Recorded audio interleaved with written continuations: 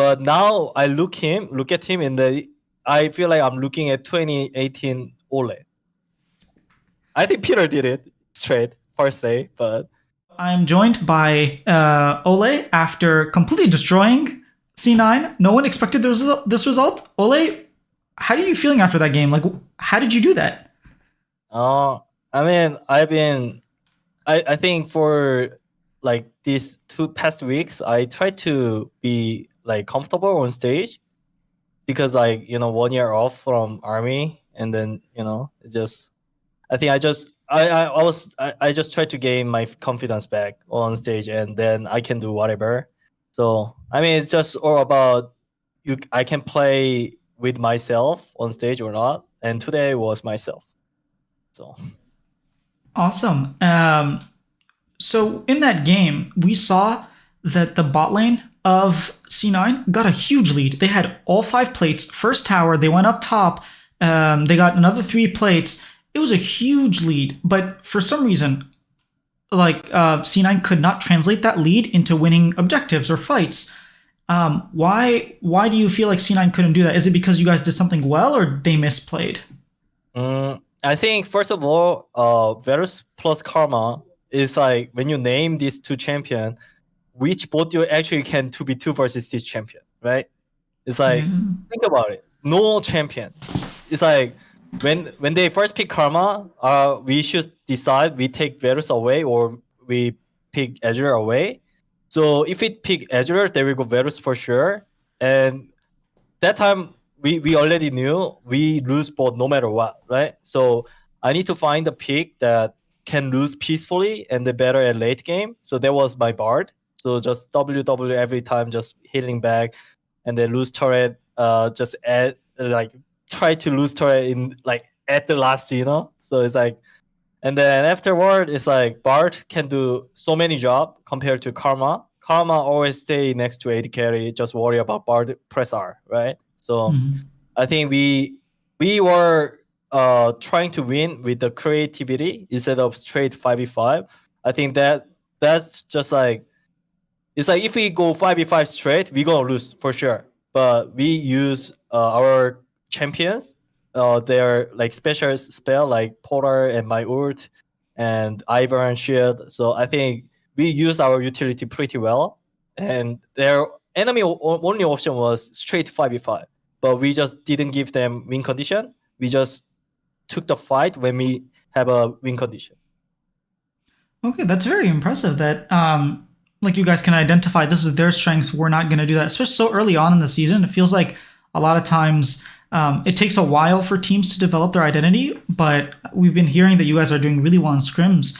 I was talking to Mask after week 1, and he mentioned that everyone's really, really kind and nice on IMT, and so when there are in-game problems or conflict, no one like voices them because people are too kind and shy and don't want to cause problems.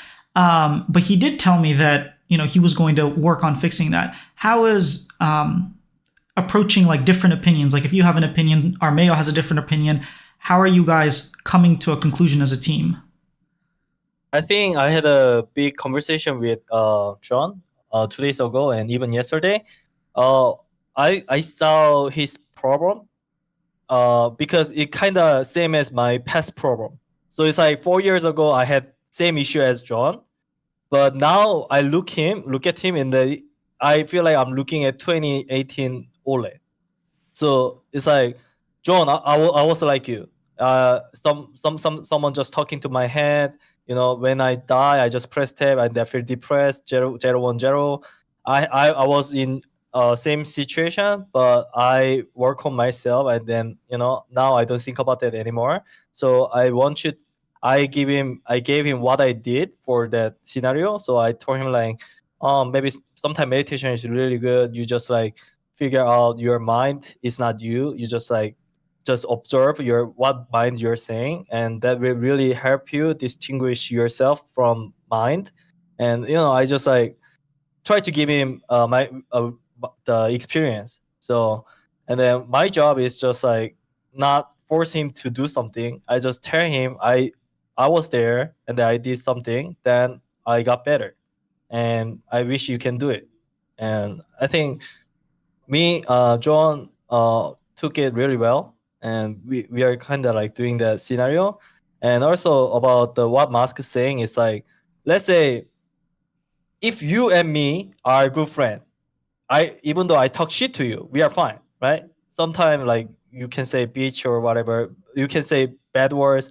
When you are a friend, you are fine. But when you are not friend, you just like not even building relationship and they talk straight like you are fucking bad or what the fuck you're doing, then it actually like crush the relationship, right? So I think Musk, um, maybe in my position is I try to build relationship first, then I can talk to them straight. Hey, you shouldn't do that, right? But if you are not close enough, then there are only two way. You don't say anything or you say strongly. So I think that's what I want from Musk. It's like, yeah, we are just like same teammate, but still we are human to human. We need to build a relationship and we can go next. So I think he's working on building relationship with our players, and I wish he can handle it better. So I think it's not like everyone is nice. It's just like it's kind of like honeymoon page. It's like everyone just like knew each other. Not first day you are not gonna say like you're a champion. You play so bad. You are not gonna do that, right? So people just like, oh, okay, you play bad at this champion. I will remind it, but you're not gonna say it. So I of mean, if course you're you're double lift, maybe you do. maybe. I mean, I think Peter did it straight first day, but I mean, it's fine. It's just, but I think we are just good people, so we just wait for the moment. All right, I really like that approach and that answer. So thank you for like giving that in, detailed answer. All right, man. Thank you so much for the interview. I really appreciate your time and I loved your answers. Thank you so much for watching that interview. You'll notice this week I didn't use the word like 5,000 times a sentence, which I'm happy about. The interviews I did were pretty good. I'm happy with the answers that I got. If you haven't subscribed yet, why not? What are you waiting for? Just do it. Just subscribe.